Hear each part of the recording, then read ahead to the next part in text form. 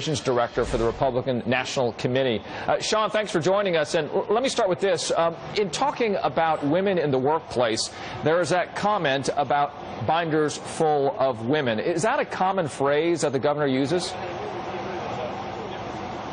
No, I think he was trying to explain the process by which he has brought women into his administration, a process by which was actually praised and put Massachusetts among the first states that had the highest degree of women at senior positions. So Governor Romney was explaining the process by which he ensures that women, because of what they bring to the overall decision-making process, are involved in how he puts together the best team he can. So it was an ill-coined phrase, then, you might say.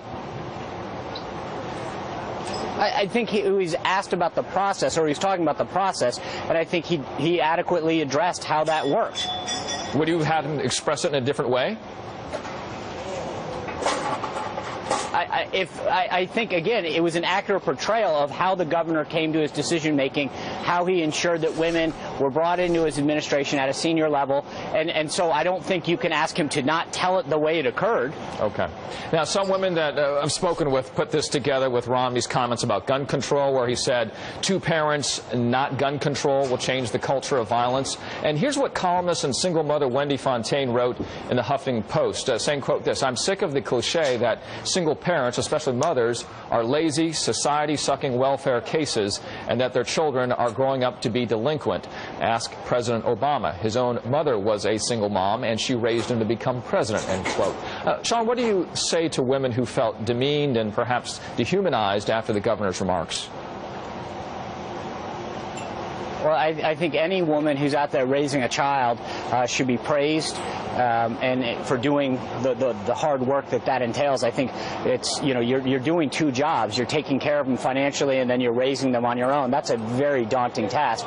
I think what the governor's talking about, and I think we all agree on, is that in the ideal situation, having a 2-parent family, all studies conclude that is the best, the most ideal way to raise a family. That doesn't mean in any way that we demean anyone whose circumstances prevent that from occurring for whatever reason.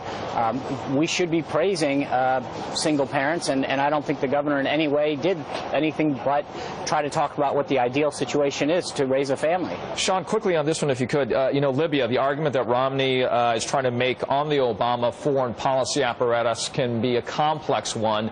Should the remaining days be focused on an issue that resonates more resoundingly, like the economy? Well, I think it goes to a larger point about leadership, and it's the administration that continues to have questions that they have to answer about this.